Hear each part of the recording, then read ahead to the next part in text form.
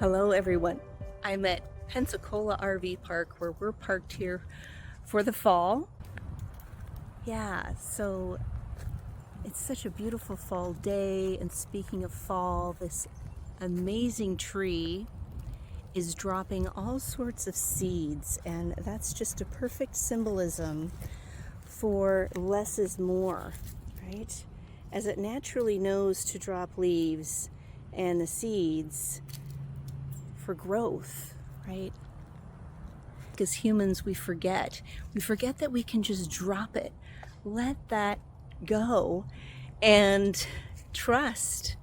Trust that things will always work out for us. So, in this Less is More series, I am bringing forward an amazing new guest, Minnku Buttar, who was a fashion designer, a very successful one, and she shares about her transformational experience as she rode on the bullet train from Okinawa to Tokyo, and she was seated right next to a 90-year-old woman, and that conversation changed her life. So she shares so much wonderful, amazing experiences that I had to break it down into two parts. So the first part's coming up. I'll drop the link in the chat or the comments below. Check that out on my YouTube or podcast channel, and I hope you are living with intention. Hello, new and true friends. I am April Wyatt, the founder of Living with Intention. And my intention is to create a safe space here where you can drop in and gain insights to different ways to promote your well being. And I really do appreciate you tuning in and listening to these episodes. And also, most importantly, you showing up for yourself as we continue working from the inside out with this series, Less is More. And in this episode, we'll talk about the importance of applying mindfulness in professional settings to experience less stress and overwhelm so you can experience more clarity, focus, and satisfaction in both your professional and private life. And if you've been following me for a while, you know that I absolutely love co-creating with fellow like-minded souls. And for my next guest of this series, I have a special treat for you. And it was even more special for me because I know you appreciate a variety and quality of content that I offer in these episodes. And that is why I've invited Minnku Buttar, who is a co-creating individual, and she's here with us today, all the way from India. I'm so excited to be able to connect with her and people from across the globe. And when I connected with Minnku, I knew she would be a perfect fit for this series because she shares the same interests as me. Minnku is passionate about enabling individuals, organizations, and communities to value themselves and each other in the ongoing process of change in order to bring about a positive impact to emotional well-being and personal growth. And just to share a little bit about Minnku, she is a transformation and mindfulness facilitator, keynote speaker, intuitive life force coach. I just added that life force in there for you, Minnku, and founder of the Circle of Joy. Yeah, that offers mastery programs and retreats, really, truly working from the inside out. And it is truly my honor to introduce to you Minnku Buttar. Welcome, Minnku. Oh, thank you so much, April. This is so joyous to be here. Thank you for that beautiful introduction. And I look forward in the true spirit to share and exchange synergies, like you beautifully said, to who might need to receive this. Yes, yes. And this is why I'm here connecting with beautiful souls such as yourself to bring forward different ways for people to think about wellness. It's so important. It's just, yes, of course, it's important to think about the mind and about the body, but it's so important to remember about our essence, right? Our spirit that goes into putting our attention on our intention of living a vibrant life. Mhm. Absolutely, absolutely. I think I think we all, April, we all have such unique stories, and we all play them down, and we diminish the power of our narratives, which then diminishes our claiming the purpose that we came down to earth, the lessons we needed to learn, and the upliftment, and also the way we can all contribute to the collective consciousness Mhm. versus, passing through earth just being an individual consumer. Mhm. And Miku, do you mind just sharing your story of how you became of service? Because it's a pretty powerful story. Um, yeah, so thank you for asking.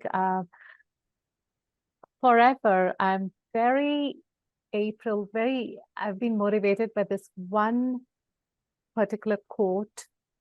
And I read this, it must have been like maybe 2 decades ago. It's by uh, someone called Ram Su, and he was an alcoholic, and then he came to India and then adopted the name Ram Su, because it was just easier, to be under the radar and not be isolated as a foreigner. And he said this beautiful thing that I think kind of defined my life's narrative. And he says that in order to realize the miracle that you are, you must surrender to the fantasy of what you will become. I mean, our whole life's essence is in those two lines, April. Um, when we surrender, so first, if I could elaborate that, um, Yes. and is first to realize that we all are miracle. The fact that, the eyes, the ears, and our limbs are granted as a boon to us exactly in a similar way. Uh, and then how do you claim this this process, our stories, which is, rooted in truth, in reconciliation, in courage, of hope and encouragement to others. So when we surrender to the fantasy of what we will become when we start walking on a path, first to heal ourselves, and then after we're healed, to be able to bring that uplifted vibration and energy and help others heal themselves. I think it's such a beautiful journey. So to give you a little bit of my backdrop, I was born into a Sikh religion. And, if you know anything about the Sikhs, like my father tied the turban, Mhm. Mhm. and he was a pilot with the Indian Air Force. And so Sikh religion stresses on selfless service, universal love, altruism, compassion. That's really, really the essence of Sikhism. And it's funny because I've never ever described it like that, and this is just how it came out, and I'm going with the flow. But so savor to the house of God, savor to others. We go to the Sikh temple, and you know when you worship, and I didn't grow up very, very religious. We went to the to the temple maybe once, but I just find, and my fondest memories of when I go is that everyone there is a hero. They're all serving each other. There'll be people who are wearing silks, very elaborate silks, and they would be putting your shoes away and cleaning your shoes at the temple gates, or there'll be, even at 3 a.m., people sweeping the temple doors, the floors, or cooking free meals at the hot fires. So this is what I grew up with. And I think this is where I picked up this art of compassion and dignity and strength. Then I became a global prodigy, moved around in India, and then I got married the first time, and I became a global prodigy with trotting around the globe. And April, I think I'm a living affirmation and validation that there's no better way in the world to imbibe the art of inclusivity, patience, and appreciation of human connections. But, talking about my calling to service, when I came back to India in 2005, very briefly, I just want to cover that phase of my life. I was divorced. I had already been a caretaker for a very dysfunctional family of my own, my blood family. And I came back to India very empty, lonely, lacking companionship, understanding, and really, really, I think when I tap into that, I think life really felt like the cruelest irony ever. So, so this emotional and very tumultuous phase in my marriage, traumatized caretaker, I think it was depleting me as a person, and to survive 2 decades of a toxic environment between parents and siblings, and I really thought first I had to learn the art of detaching myself, removing myself and keeping my sanctity amidst the ugly conflicts and the ugly crises that would come up all the time. So it's really funny, and I'm sure a lot of our audience will, those who are caretakers will associate with this, that there's 2 roles that we play. One is of guilt, like what if? What if you could save your parents' marriage if you were a mediator? What if you had you hadn't taken harsh stances against a very patriarchal and egoistic father? So this is the kind of landslide feelings that I had at that time. And then when I lost my mother and sister within 10 years, the anguish of losing family, and especially family who's younger than you, April, it kind of, I think the anguish stays with you till you die. So I knew that my healing process had to kick in. It just had to, because otherwise, and then of course my parents left me a legacy of a bipolar brother. Today he's very much there, but he's clinical depression, and it's still exhausting as a caretaker. But I had the grace of being with a lot of masters. I have meditated by the river Ganges. I meditated in dark caves. I learned, there were a lot of these masters who took me under their wing, and then started my healing journey on that relentless destruction path that I would have walked on. I decided to with my own demons along. I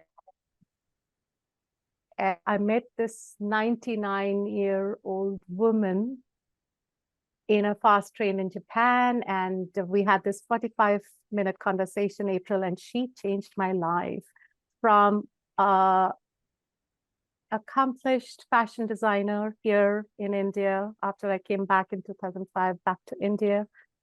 I came back and I told my family, and of course, have to mention that at 2007, I'm now married to a wonderful person who's very supportive. My children live in Australia. So I had this wonderful space after meeting this 99-year-old Okinawan to start my transformational work and heal from the bleeding wounds of losing a mom, a younger sister. And I think the universe, April, has really granted me guidance.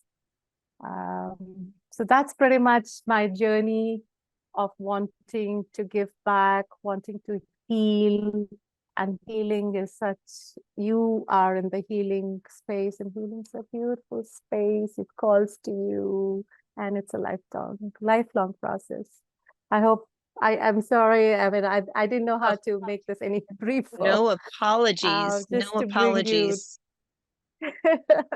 There was so much So, richness in that, Minnku. You shared, from your heart, and allowing others to just have a little window, right, into your world.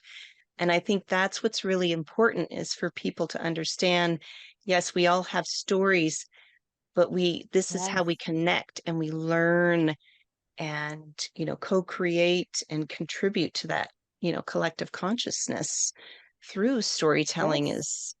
is very Mhm. powerful. So thank you for Mm, allowing us to witness that part of you. Thank you for allowing that to happen. Thank you, April. Yeah. So, it's quite wonderful, April, this journey, because it's that eureka moment when you wake up and say, "Oh my God, there's work to be done on yourself." It's like you've been blind all your life, and then suddenly you're gifted sight, and you were able to see the world in full vivid color for the first time, and there's no going back. Yes, once that door's cracked, Yeah. it but it's all good. It's all wonderful. Mhm. Even when we are in those um shadowy, kind of darker moments to where we can't see, Mhm. this is where I like to say, well, this it's where I can create. I get to choose where I want to go. And just as you saying, that surrender to Mhm. the fancying of what we will become, Yeah. just letting that go. So less about all the anxieties and the overwhelm about what I have to do right now. I think everybody, especially in the professional setting, they're looking Mhm. at other people, they're comparing their path to other professionals or people that have made giant strides in such a short amount of time, Yes. and they're Yes. wondering what's wrong with me. That's true. That the comparison and the race to be the best versus surrender. And I think, April, also people forget that you have to work in tangent with the universe. You have to, the universe is always asking, show me your new vibration and I will show you miracles. I mean, you know, uh, there's such higher energies that are integrating with our consciousness right now in the universe. It's the best time to be alive, right? As you and I, as healing modalities tell us. If we can cut away from the toxic patterns and take personal responsibility of walking on this path, I think there is light, and light is the only thing that can drive the darkness away. Or I like to say, you can even think about kind of leaning against the darkness, because we also learn from that as Yes. well. Yeah. And so my question for you, Minnku, for those professionals and even people in their private lives, right, when they're feeling like they're in a struggle, in this entanglement of all the things, what do you recommend, or what is the first step for them to let go, to live in that less is more mentality?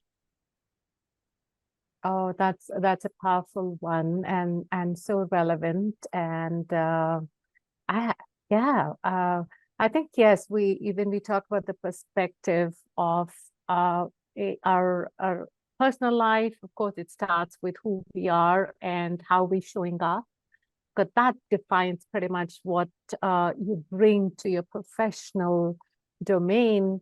I think the first thing I would say to any individual would be to find solutions to the storms in your life. I think that's a very good starting point.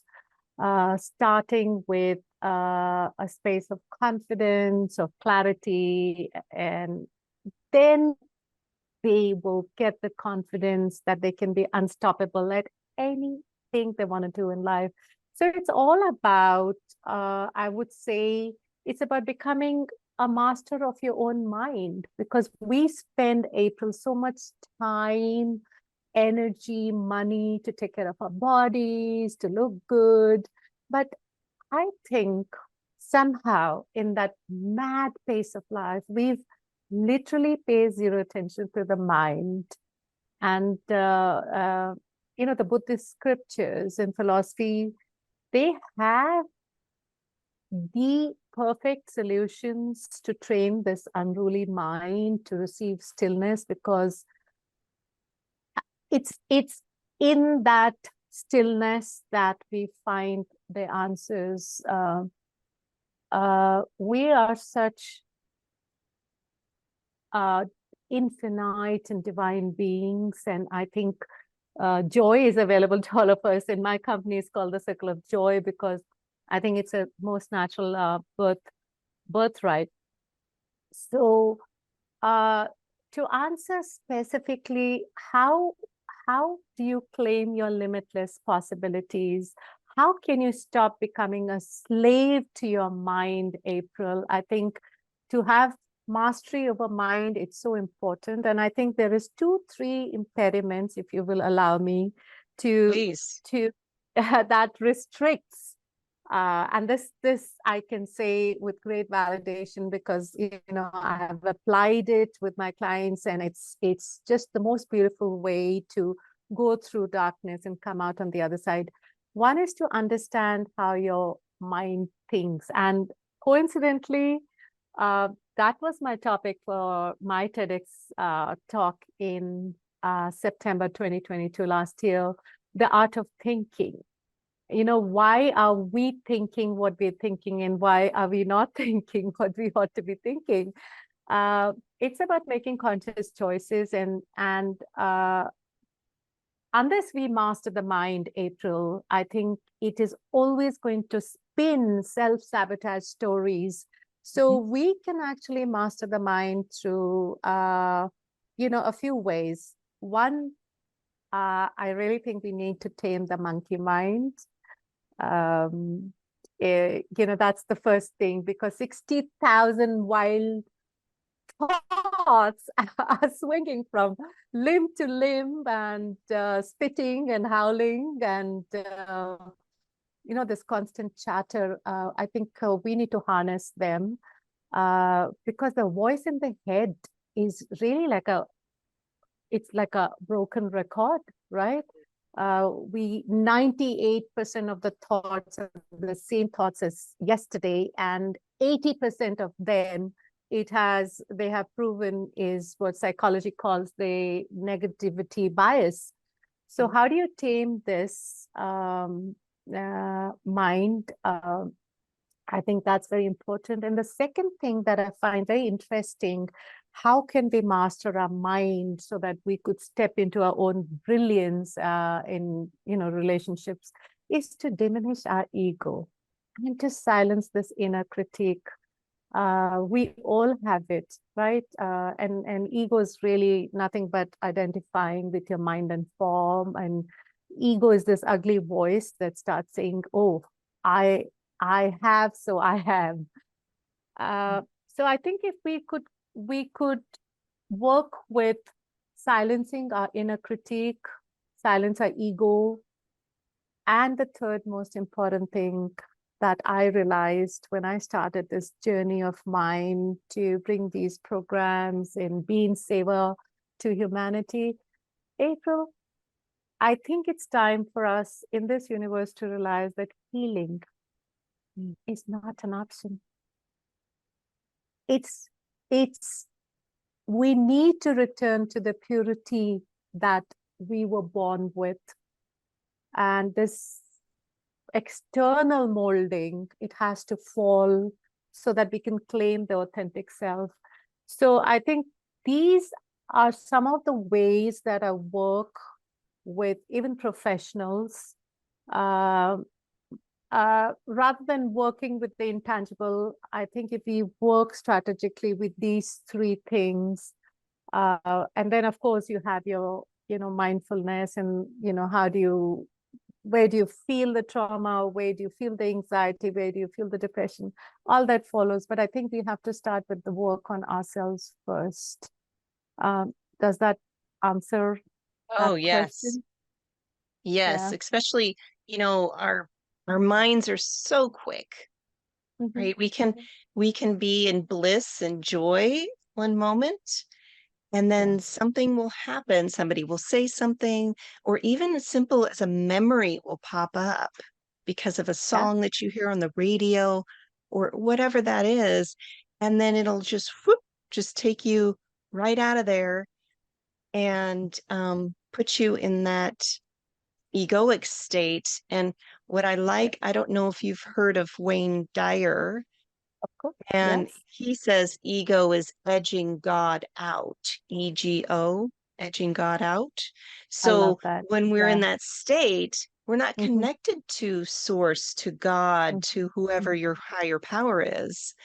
Yeah. We're in the survival mode and protection, which, in that state, you're not going to let anyone in or let yourself be open to receive joy and peace and clarity.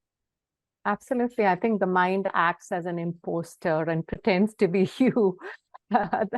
And yeah, absolutely so. And true healing, that's the other thing that came up for me when you were speaking, is that we need courage. Now, I think clarity, confidence, yes, but courage, April, oh my God, it is, I think, the most true healing means reopening of old wounds. And these wounds are something that we probably knew there was trauma that triggers it, but what we do is we just slap on a first aid band, and but it's not true healing, because there's so much we swept under the carpet, and there's so many skeletons in the dark cupboards that we didn't attend to. And when the triggers happen, say things are not going right in the professional life, relationships are dwindling, we drown in this toxicity, self-pity, we feel this diminishing of self-worth. And then, because you left it too late, the resurrection of that can take a lifetime. Yes. Or I would like to say there is an awakening that will happen to where you're forced, right, Sometimes the Yeah. universe works that way too, where it's like, Yeah. bam, all these things happen, and you're standing there wondering what the heck just happened. And then this is the time to really apply or be curious Mhm. of why this happened for me instead of to me. Yeah. Yes, if you're open and to be conscious of how am I showing up in life, right? And I think it is, I hope you enjoyed that first part interview with Minnku.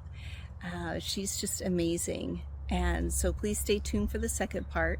But in the meantime, if you're wanting to go a little deeper, I do have another series called Remembering Your Essence. And I will pop that playlist in the chat there so that way you can check that out.